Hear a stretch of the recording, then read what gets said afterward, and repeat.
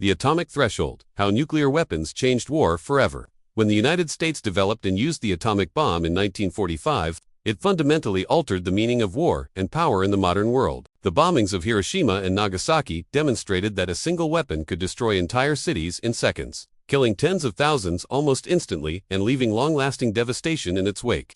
For American leaders, the atomic bomb was initially seen as a tragic but necessary tool to end the Second World War swiftly and decisively. Yet once the immediate conflict ended, a far more complex and terrifying question emerged. What role would such weapons play in a world no longer united by a common enemy? The dawn of the Cold War brought with it an unprecedented paradox. Humanity now possessed the ability to annihilate itself, yet had no clear understanding of how such power could be used without guaranteeing mutual destruction. President Harry Truman himself struggled with the moral implications of nuclear weapons, repeatedly emphasizing that atomic bombs were not conventional military tools but instruments of mass civilian destruction. Despite these concerns, the United States continued to expand its nuclear stockpile, believing that possession equaled security. This belief was quickly challenged when the Soviet Union successfully tested its own atomic bomb in 1949, ending America's brief monopoly on nuclear power. The emergence of two nuclear-armed superpowers created a new strategic reality, one in which victory was no longer defined by territorial gains or battlefield success, but by survival itself. Military planners on both sides were forced to confront a disturbing truth. Any future war between great powers could mean the end of civilization as it was known. Early Cold War thinking, atomic weapons, and political will in the immediate aftermath of World War II. Nuclear weapons were not yet embedded within rigid strategic doctrines. American leadership viewed them primarily as political tools, weapons whose mere existence could influence global behavior without necessarily being used. Truman maintained tight civilian control over nuclear decision-making, reminding military leaders that only the president could authorize their use. This cautious approach reflected a deep moral unease, but it did not prevent continued production or deployment. Across the Iron Curtain, Soviet leader Joseph Stalin took a markedly different view. Having overseen the Soviet Union's catastrophic losses during the German invasion, Stalin believed wars were ultimately decided by conventional forces, industrial capacity, and political will, not singular weapons. To him, nuclear bombs were tools of intimidation rather than decisive instruments of victory. Once the USSR possessed its own atomic arsenal, these weapons were simply folded into existing military structures without fundamentally altering Soviet doctrine. However, this apparent confidence masked an intense underlying fear that the United States might exploit its technological edge to launch a surprise attack. As a result, early Cold War nuclear policy was shaped less by coherent strategy and more by suspicion, mistrust, and competing assumptions about human rationality. Neither side truly believed a nuclear war could be won, yet both continued to prepare for one. This contradiction would define the Cold War's earliest years and set the stage for even more dangerous developments to come. The thermonuclear revolution and the illusion of control. The early 1950s marked a dramatic escalation in nuclear danger with the development of thermonuclear weapons. The detonation of the first hydrogen bomb in 1952 shattered any lingering belief that atomic warfare could be limited or controlled. These weapons were not merely more powerful, they represented a qualitative leap, capable of destroying entire metropolitan regions in a single blast.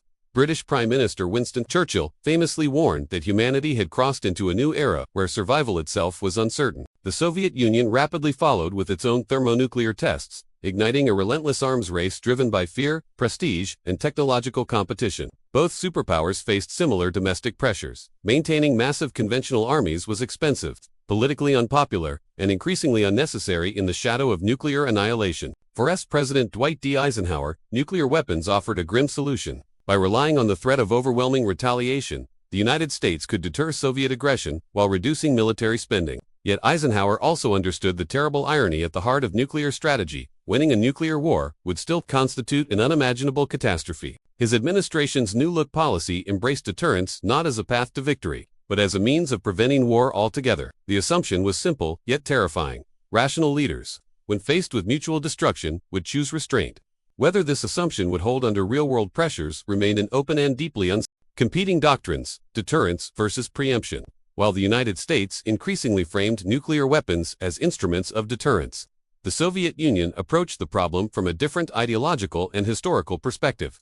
Soviet military doctrine, shaped by Marxist and Leninist principles, viewed war as a continuation of political struggle rather than an abstract strategic calculation. As a result, Soviet planners rejected the notion that any war was inherently unwinnable. Instead, they developed strategies centered on preemptive strikes designed to neutralize enemy forces before they could retaliate. This approach demanded constant readiness, rapid decision-making, and unwavering discipline conditions ripe for catastrophic error. The creation of the Strategic Rocket Forces and the deployment of intercontinental ballistic missiles placed humanity on a permanent hair-trigger alert. Incidents involving false alarms and misinterpreted intelligence revealed how fragile this system truly was. A single malfunction or misjudgment could have unleashed irreversible destruction. Meanwhile, the United States sought to counter this threat through survivability, developing hardened missile silos, submarine-launched weapons, and airborne deterrents to ensure a second strike capability. The result was a tense and unstable equilibrium, one where peace depended not on trust, but on fear and restraint. Crisis, adaptation, and the limits of nuclear strategy. The 1960s exposed the shortcomings of early nuclear doctrines through a series of near-catastrophic crises. The Berlin Crisis and the Cuban Missile Crisis brought the world closer to nuclear war than ever before, demonstrating how quickly political confrontations could spiral out of control. In response, the administration of John F. Kennedy introduced the concept of flexible response, seeking alternatives to all-or-nothing nuclear retaliation. This approach emphasized conventional forces, limited nuclear options, and diplomatic maneuvering, providing leaders with more nuanced choices during crises. Over time, both NATO and the Warsaw Pact incorporated tactical nuclear weapons into their planning, blurring the line between conventional and nuclear warfare. Exercises and simulations assumed that nuclear weapons might actually be used on the battlefield, a chilling normalization of apocalypse. Yet even as arsenals grew larger and more sophisticated, confidence in nuclear victory declined. By the 1970s, arms limitation agreements like SALT-I signaled a grudging recognition that unchecked escalation benefited no one. Still, mistrust persisted, and regional allies remained deeply uneasy, knowing they could become nuclear battlegrounds without having any real say in the matter. From deterrence to doubt, the nuclear legacy today. By the 1980s, it had become increasingly clear that nuclear weapons offered no reliable path to victory, only varying degrees of catastrophe. Close calls such as the Able Archer exercise and early warning system failures underscored how easily miscalculation could lead to disaster. Under Mikhail Gorbachev, the Soviet Union began reassessing its reliance on nuclear confrontation, paving the way for unprecedented arms reduction treaties and a gradual thaw in Cold War tensions. The end of the Cold War did not eliminate nuclear weapons, but it dramatically reduced their numbers and shifted global attitudes. Today, deterrence remains deeply controversial. While some argue it has prevented great power war, others see it as an unstable gamble with humanity's future, especially as more nations acquire nuclear capabilities. The question that haunted early Cold War planners still lingers: can nuclear war ever be controlled, let alone won? History suggests the answer is no. Nuclear weapons have not ended conflict. They have merely reshaped it, displacing violence into proxy wars, political coercion, and constant psychological tension. As long as these weapons exist, the world lives under their shadow, a reminder that survival depends not on strength alone, but on restraint, cooperation, and the lessons of history.